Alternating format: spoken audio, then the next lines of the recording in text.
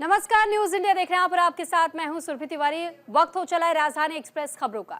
नैनीताल में बड़ा सड़क हादसा हुआ। भीमताल में रोडवेज बस अचानक खाई में जा गिरी और अल्मोड़ा से हल्द्वानी में यह हादसा हुआ। बताया जा रहा है कि हल्द्वानी में ही यह बस जिस दौरान जा रही थी उस दौरान खाई में जा गिरी। हादसे में 4 लोगों की मौत की खबर है। कई घायल हुए हैं। घायलों को अस्पताल में भर्ती करवाया गया है। बस हादसे पर सीएम धामी ने दुख भी व्यक्त किया। प्रशासन को तेजी से कार्य करने के निर्देश जारी किए गए हैं। बस में कुल सवार बताए जा रहे थे 20 से 25 लोग। मौके पर रेस्क्यू ऑपरेशन अभी भी जारी है। उत्तराखंड के नैनीताल जिले में भीषण सड़क हादसा हुआ। नैनीताल जिले के भीमताल में रोडवेज की एक बस खाई में गिर गई। बताया जा रहा है कि इस हादसे में कई लोग घायल हुए हैं। एसएसपी नैनीताल ने इस बात की जानकारी दी कि हादसा भीमताल में हुआ। राहत टीम मौके पर भेज दी गई है। दुर्गम रास्ता होने के कारण टीम को पहुंचने में भी समय लगा। मौके पर पहुंचकर एसडीआरएफ और पुलिस ने रेस्क्यू ऑपरेशन शुरू कर दिया है। घायल लोगों को खाई से निकाल कर के पास के अस्पताल तक पहुंचाया जा रहा है। और इस बीच उत्तराखंड के मुख्यमंत्री पुष्कर सिंह धामी ने भीमताल में बस दुर्घटना पर दुख जताया। सीएम धामी ने सोशल मीडिया के जरिए पोस्ट कर लिखा, भीमताल के निकट बस के दुर्घटनाग्रस्त होने का समाचार अत्यंत दुखद है। स्थानीय प्रशासन को त्वरित राहत और बचाव कार्य के लिए निर्देशित किया गया है। बाबा केदार से सभी यात्रियों के सकुशल होने की कामना करता हूं। जानकारी के मुताबिक बस में 20 से 25 लोग सवार थे। बताया जा रहा है कि बस पिथौरागढ़ से हल्द्वानी जा रही थी। तभी बीच रास्ते में भीमताल के पास यह हादसा हो गया। हादसे में 3 लोगों के मरने की भी सूचना है। पुलिस और प्रशासन की टीम रेस्क्यू ऑपरेशन में जुटी हुई है। तो फिलहाल 2 तस्वीरें हम आपको दिखा रहे हैं। पहली तस्वीर आप पुष्कर सिंह धामी की उस पोस्ट की देख रहे हैं और दूसरी तस्वीर उस दौरान जब यह हादसा हुआ और घायलों को वहां से निकाला गया। वहीं दूसरी तरफ जिन लोगों के शव बरामद किए गए हैं, इस पर ज्यादा जानकारी के साथ संजय पुंडीर हमारे साथ जुड़ चुके हैं। संजय, किस समय इस हादसे की खबर सामने आई? कितने लोगों की अब तक जान गई है? कितने लोग घायल? क्या कुछ डिटेल आपके पास? देखिए सुरभि, ये उत्तराखंड के नैनीताल का मामला है जहां भीमताल के पास एक बड़ा सड़क हादसा हो गया है। हालांकि जो बस में करीब 20 से 25 लोग सवार थे, उनमें करीब 20 लोग घायल हो गए हैं और 4 लोगों की मौत हो गई है, जिनमें एक बच्चा शामिल है, 2 महिला है और एक पुरुष है। और हादसे के बाद ही वहां स्थानीय प्रशासन रेस्क्यू के लिए पहुंच गया। तमाम जो लोग हैं उन्हें निकाला जा रहा है और तस्वीरों में भी आप देख सकते हैं जो घायल लोग हैं उन्हें सुशीला तिवारी जो अस्पताल है वहां पर पहुंचाया जा रहा है। इस घटना के बाद मुख्यमंत्री हमने भी दुख जाहिर किया है, लेकिन कह सकते हैं कि बड़ी घटना हुई है नैनीताल में। लेकिन संजय, ये भी जानना चाहूंगी कि हादसा हुआ कैसे? क्या अब इस वाहन का कंट्रोल खो गया था या चालक को किसी प्रकार से कोई गाड़ी सामने से आ रही थी, उसे अगर वो ओवरटेक करने की कोशिश कर रहा था या उसे पास देने की कोशिश कर रहा था? किन कारणों से हादसा हुआ, पता चल पाया क्या कुछ? देखिए सुरभि, अभी पूरे मामले की जांच चल रही है। प्राथमिक दृष्टया से अगर देखा जाए तो वहां पर जो ओवरटेक के चलते के हादसे होते हैं, क्योंकि हम लगातार देखते हैं कि पहले भी नैनीताल में इस तरह का हादसा हुआ है। हालांकि बार गनीमत रही है कि 4 लोगों की मौत हुई है, जिसके बाद कहीं ना कहीं वहाँ जो स्थानीय प्रशासन है, रेस्क्यू टीम है, वो हर पहलू पर जांच करती है, क्योंकि इस तरह की घटना दुखद घटना है। जिसके बाद वहाँ जो स्थानीय प्रशासन है वो वहाँ भी लोगों को नजदीकी अस्पताल है तिवारी अस्पताल उसको पहुंचाया जा रहा है। ठीक है संजय, एक और सवाल का जवाब मैं आपसे चाहूंगी। फिलहाल कितना समय और लग सकता है रेस्क्यू पूरा होने में? देखिए जो वहाँ पर टीम है, हमारी एसडीआरएफ की बात की जाए, एनडीआरएफ की बात की जाए, वहाँ तमाम प्रशासन अमला है तो वहाँ पहुंचा हुआ है और उनका ये कहना है कि जल्द से जल्द सभी लोगों को सुरक्षित बाहर निकाल लिया जाएगा। ठीक। घायलों को बाहर निकलता है, उन्हें एम्बुलेंस ये जो अस्पताल है वहाँ पर पहुंचाया जा रहा है। वहाँ के स्थानीय नेता है वहाँ पहुंचे, साथ ही साथ जो स्थानीय प्रशासन है वो भी वहां पर हर पहलुओं की जांच करने का प्रयास कर रहा है। ठीक है संजय, चलिए बहुत धन्यवाद आपका तमाम जानकारी हम तक पहुंचाने के लिए। तो वहीं देखिए, उत्तराखंड में अब चुनावी बिगुल बज चुका है और 23 जनवरी को उत्तराखंड में निकाय चुनाव होगा। तो बैलेट पेपर से इस बार ये चुनाव कराए जाएंगे। निकाय चुनाव बैलेट पेपर से ही होना है। चुनाव कराने का कांग्रेस ने स्वागत किया है। जब ये फैसला सामने आया कि बैलेट पेपर से चुनाव होगा तो कांग्रेस ने इस फैसले का पूरी तरह स्वागत किया। 30 लाख से अधिक मतदाता मतदान करेंगे। उत्तराखंड में निकाय चुनाव का ऐलान होते ही तैयारियों में जुट चुके हैं तमाम पार्टियां। निकाय चुनाव कराने के लिए राज्य निर्वाचन आयोग ने अपने स्तर से तैयारियां शुरू कर दी हैं। इस बार चुनाव बैलेट पेपर से कराए जाएंगे और कांग्रेस प्रदेश अध्यक्ष करण माहरा ने प्रदेश में निकाय चुनाव बैलेट पेपर से करवाने का स्वागत किया। साथ ही उन्होंने कहा है कि प्रदेश में बैलेट पेपर से चुनाव अगर निष्पक्ष हो तो ही सही है, नहीं तो कई जगह देखा गया है कि कई जगह चुनाव में अधिकारी ही बैलेट पेपर पर मुहर ठोकते नजर आए हैं। इस तरह का वाकया प्रदेश में ना हो कि अधिकारी ही सरकार के इशारे पर बैलेट पेपर का दुरुपयोग कर चुनाव को गलत तरीके से सत्ता पक्ष को फायदा पहुंचाए।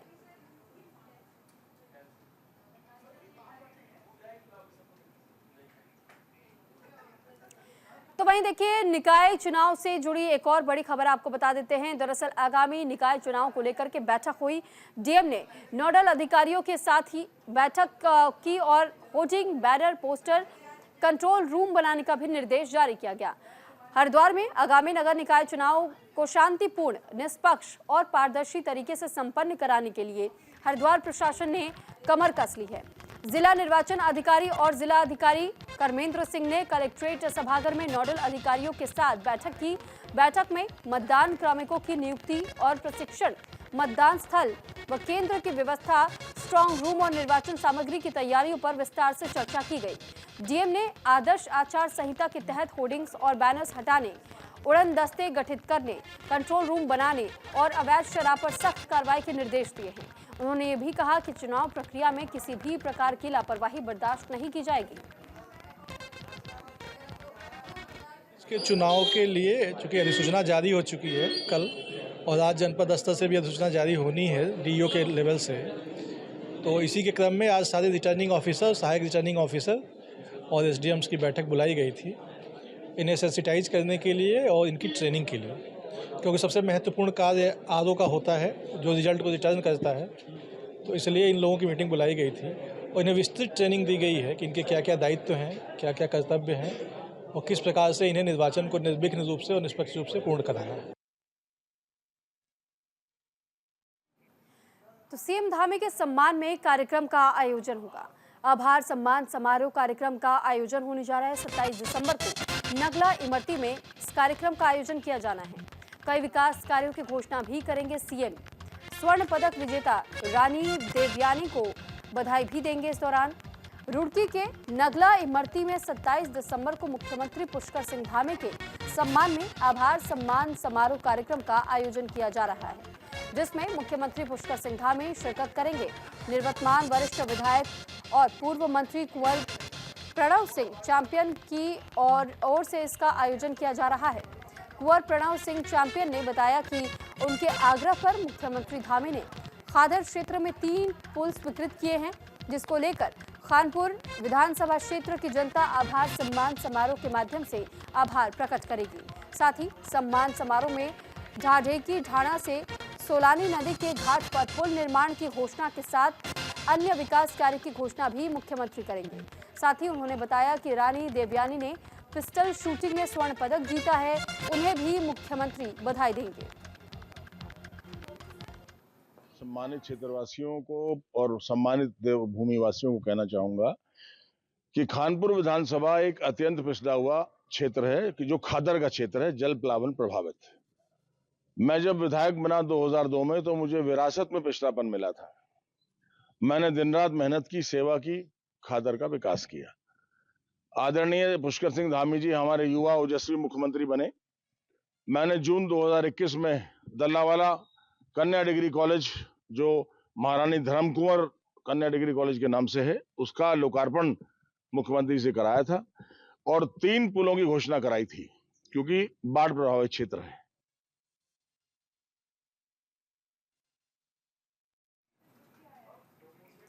तो वहीं उत्तराखंड की राजधानी देहरादून को स्वच्छ और सुंदर बनाए रखने के लिए नगर निगम की ओर से सकारात्मक प्रयास भी किए जा रहे हैं। मुख्य नगर अधिकारी नमामि बंसल ने ये कहा है कि सभी लोगों से इसके लिए सुझाव भी मांगे गए हैं और उन्होंने ये भी कहा कि राजधानी में 100 ऐसे बिंदु चिन्हित किए गए हैं जहां पर आमतौर पर देखा जाता है कि लोग कूड़े का ढेर लगा दे रहे हैं।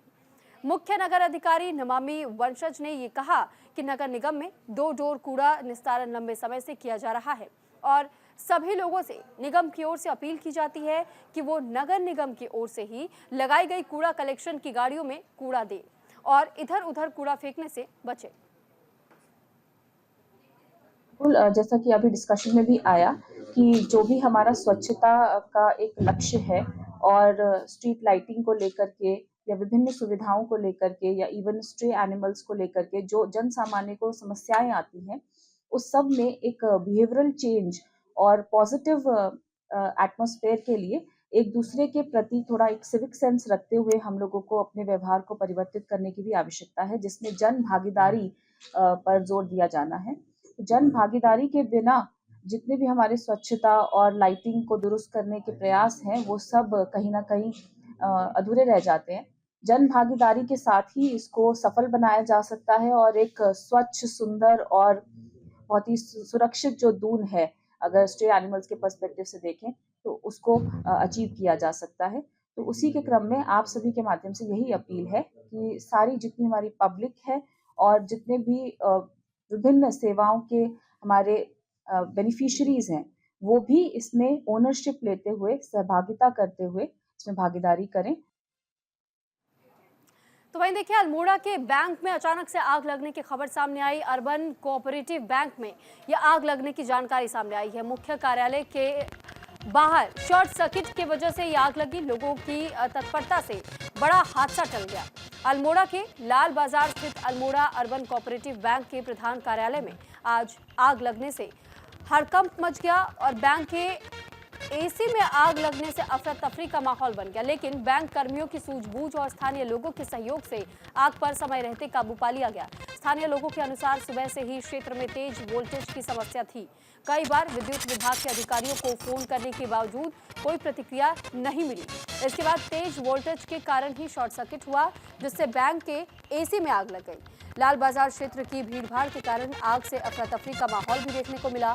स्थानीय लोगों और जनप्रतिनिधियों के सहयोग से आग पर काबू पाया गया, जिससे एक बड़ी घटना होने से टल गई। लाला बाजार में जो अल्मोड़ा अर्बन कोऑपरेटिव बैंक है, यहाँ पर तो आज एक बड़ी दुर्घटना होने से बच गई, क्योंकि एक शॉर्ट सर्किट जो बताया जा रहा है कि काफ़ी तेज वोल्टेज आ गई थी, इस वजह से शॉर्ट सर्किट हो गया था। तो हमारे द्वारा फायर ब्रिगेड को भी सूचित किया गया, लेकिन सब लोगों द्वारा, स्थानीय लोगों द्वारा एक सराहनीय प्रयास करते हुए इस आग पर कंट्रोल पा लिया गया। रीजन तो बता रहे हैं कि आज सुबह 9 बजे से वोल्टेज जो है 300 से ऊपर थी। आइडियल वालों को फोन कर करके परेशान हो गए, लेकिन कोई फोन ना रिसीव हुआ, ना अभी तक कोई बंदा आया है। और ये जो आग लगने का मेन कारण है शॉर्ट सर्किट और हाई वोल्टेज का है। तो वहीं रुद्रप्रयाग में निर्माणाधीन पार्किंग की छत अचानक गिर गई। नए बस अड्डे पर बन रही थी पार्किंग। हादसे में 3 मजदूर घायल भी हुए। सिंचाई विभाग की ओर से निर्माण करवाया जा रहा था। रुद्रप्रयाग के नए बस अड्डे पर बनाई जा रही थी वाहन पार्किंग। छत डालने के दौरान धराशायी हो गई और हादसे में छत डालने का कार्य कर रहे 3 मजदूर भी घायल हो गए। घायलों को इलाज के लिए जिला अस्पताल में भर्ती करवाया गया है। जानकारी के मुताबिक नए बस अड्डे पर पुनाड़ गदेरे के ऊपर पार्किंग बनाई जा रही है। ये पार्किंग लगभग 50 कार वाहन क्षमता वाली थी। पार्किंग की छत डालने का कार्य किया जा रहा था और इसी दौरान अचानक छत सहित पार्किंग की स्टेयरिंग नीचे गिर गई और साथ ही 3 मजदूर भी नीचे की ओर गिर गए और एक बहुत बड़ा हादसा होने से फिलहाल टल गया है, लेकिन 3 मजदूर घायल बताए जा रहे हैं। घटना की सूचना मिलने के बाद आपदा प्रबंधन सहित प्रशासन की टीमें मौके पर पहुंची और घायल मजदूरों को बाहर निकाला गया। मौके पर पहुंचे उप जिलाधिकारी आशीष घिल्डियाल ने बताया है कि सिंचाई विभाग की ओर से पार्किंग का निर्माण करवाया जा रहा था। घटना में 3 व्यक्ति घायल हुए। उन्होंने कहा कि ये जांच की जाएगी कि किन कारणों की वजह से ये घटना घटी।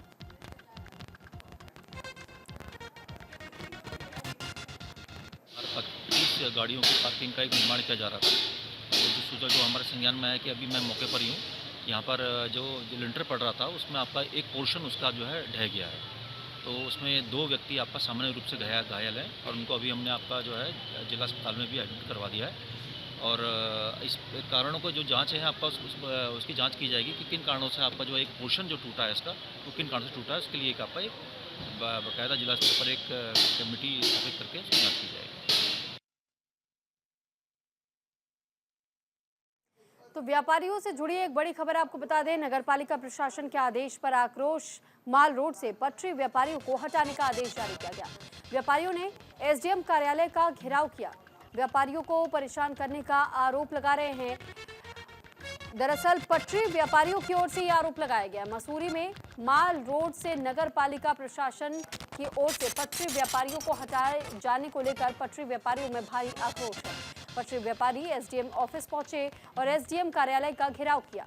इस दौरान व्यापारियों ने यह कहा कि नए साल के जश्न को लेकर प्रशासन तैयारी कर रहा है, लेकिन पर्यटन को बढ़ावा देने के नाम पर गरीब पटरी व्यापारियों को परेशान किया जा रहा है, जो बर्दाश्त नहीं किया जाएगा। उन्होंने कहा कि अगर माल रोड पर पटरी नहीं लगाने दी तो वो प्रशासन के खिलाफ आंदोलन करेंगे और माल रोड पर कोई दुकान नहीं लगने देंगे।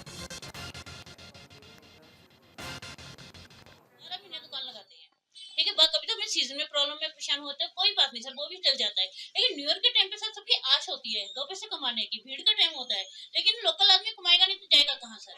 ये हमने भी माल भर रखा सर, कर्जा लेके नहीं है तो हमें दुकानें स्टॉल, आज नगर पालिका आए इनकी दुकानें बंद करो, ये क्यों करो कि यहाँ स्टॉलें लगेंगी सर। बरबादी आदमी का पेट है, लोकल आदमी को पेट नहीं कमाने के लिए। उनके भी तो कुछ सपने कि हम भी कमाए, अपने बच्चों के लिए कुछ अच्छा करें। लोग उधार ले रहे हैं, कैसे कर रहे हैं, अपने बच्चों की फीस जमा करनी है, हर किसी चीज का है। और अगर हमारी स्टॉल नहीं लगेंगे तो हम लोग कैसे कमाएंगे नहीं। और हर बार का यही ड्रामे रहते हैं कि दुकान हटाओ दुकान हटाओ। कैसे एक बार को हम लोगों को क्यों नहीं वो कर रहे हैं ये लोग। हर बार का जब कोई सीजन आए तब हटा दो, नया साल आए तब हटा दो, ऐसा नहीं होता है। हर कोई एक आश लेके बैठता है इधर कि यहाँ पर नया साल आएगा, हम लोग खुद 2 पैसे कमाएंगे, अपने बच्चों की फीस जमा करनी, हर चीज की परेशानी है। शटल सेवा से जुड़ी एक बड़ी खबर है। मसूरी की गजी बैंड से शटल सेवा शुरू, होटल और ट्रेडर्स एसोसिएशन ने इसका विरोध किया। पहाड़ों की रानी मसूरी में प्रशासन की ओर से शुरू की जा रही शटल सेवा का Mussoorie hotel association, Mussoorie traders and welfare association, home stay association ने विरोध शुरू कर दिया है। मसूरी से 8 किलोमीटर नीचे से गजी बैंड से शटल सेवा शुरू किए जाने पर विरोध व्यक्त किया गया। प्रशासन द्वारा बिना बताए अचानक से शटल सेवा शुरू कर दी गई, जिससे पर्यटकों को भारी परेशानियों का सामना करना पड़ रहा है। पहाड़ों की रानी मसूरी में प्रशासन द्वारा शुरू की जा रही शटल सेवा का Mussoorie hotel association, traders and welfare association और होम स्टे एसोसिएशन की ओर से विरोध देखने को मिला। प्रशासन और पुलिस द्वारा मंगलवार से मसूरी से 8 किलोमीटर नीचे से अचानक गजी बैंड से शटल सेवा शुरू की गई, जिसके कारण ऐसा विरोध प्रदर्शन इस वक्त किया जा रहा है।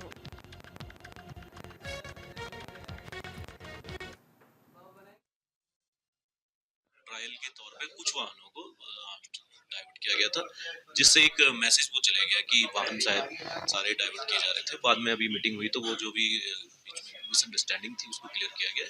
और जो हमने पहले जो व्यापार मंडल से या टैक्सी यूनियन से जो भी वो पहले जो निर्णय लिए गए थे उन्हीं के अनुसार ट्रायल वो शटल सेवा चलाई जाएगी। इसमें कुछ कंफ्यूजन की वजह से थोड़ा सा विवाद निस्तारित।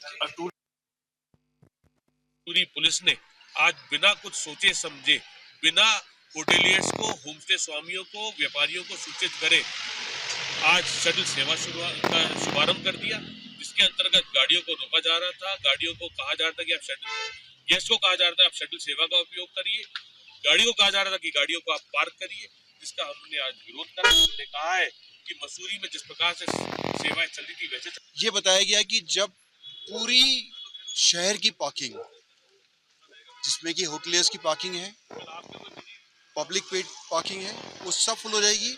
उसके पश्चात ही पर्यटक को रोका जाएगा किंगरेक पर और उनको शटल के माध्यम से मसूरी भेजा जाएगा, ताकि शहर में जाम की स्थिति उत्पन्न ना हो पाए। परंतु बड़ा दुर्भाग्य विषय है कि आज अचानक गजी बैंड पर रोक दिया गया, जबकि गजी बैंड का नाम किंगरेक के बाद में बताया गया था कि जब किंगरेक फुल हो जाएगी, मसूरी शहर फुल हो जाएगा, तब गजी बैंड पे गाड़ियां रोकी जाएंगी। बहुत भीड़ हुई थी और वह सिर्फ 5 साल मैंने भी चलाया है, और चलाने के बाद जो है हमने भी पार्किंग की व्यवस्था की थी।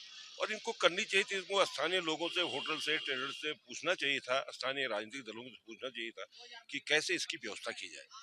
कहीं इन्होंने 58 होटल डाल दिए कि साहब उन्हीं के पास पार्किंग है और किसी के पास पार्किंग नहीं है। ताज्जुब इस बात की है कि माल रोड के अंदर भी विकास की पार्किंग है, रियाल्टो सिनेमा के अंदर पार्किंग हो रही है। हमने एक बार जो है मॉडर्न स्कूल की स्कूल बंद है उसकी पार्किंग को वो किया था कि भाई इसको करो और शटल सर्विस वहां से शुरू करो। लेकिन ये तो अजीबोगरीब स्थिति, ये करोड़ों रुपए नगर पालिका का यहाँ पर खर्च कर दिया, ये ऑफिस बना दिया इस तरह से, कोई पूछने वाला नहीं। अगर प्रशासक बैठा है तो प्रशासक का मतलब ये नहीं कि तो लक्सर में बहुउद्देशीय शिविर का आयोजन किया गया। शिविर में दर्जनों शिकायतों पर सुनवाई भी हुई। कई शिकायतों का मौके पर ही समाधान किया गया। लक्सर में सुशासन सप्ताह के तहत लक्सर ब्लॉक मुख्यालय परिसर में बहुउद्देशीय शिविर का आयोजन किया गया। शिविर में एसडीएम सौरभ असपाल ने मुख्य अतिथि के रूप में शिरकत की। तहसीलदार प्रताप सिंह चौहान और खंड विकास अधिकारी पवन सैनी भी शिविर में मौजूद रहे। शिविर में 1.5 दर्जन से अधिक शिकायतें पेश की गई। अधिकांश शिकायतें आपूर्ति विभाग, अक्षय ऊर्जा विभाग और राजस्व विभाग संबंधित रही। एसडीएम सौरभ असवाल ने बताया कि कुछ शिकायतों को मौके पर समाधान किया गया, बाकी से शिकायतों को संबंधित अधिकारियों को समय रहते समाधान करने के आदेश जारी किए गए।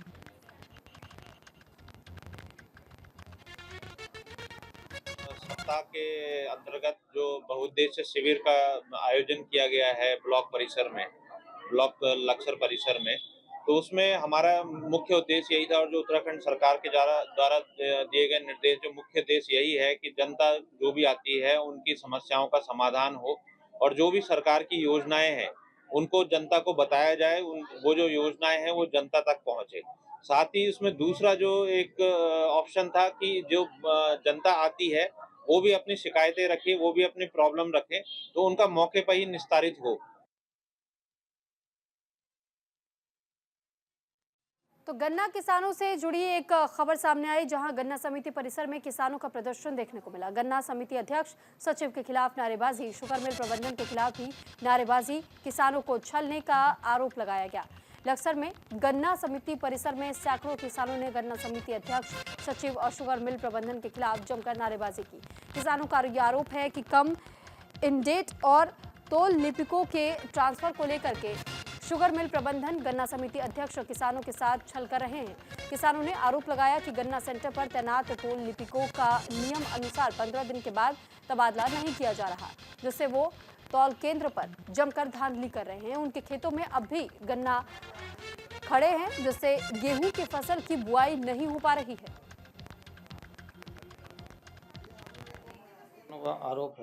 आरोप क्या हो सकते भी है कि जो गेट चल रहा है वो गेट सेंटर से पीछे चल रहा है और हमारे यहाँ सेंटर जो तोल बाबू है अपनी मनमानी कर रहे हैं और उन्होंने वहाँ पर सभी सेंटर पर एडवांस गन्ना तोल रखा है, बिना पर्ची तोल देते एडवांस गन्ना डलवा रखा है।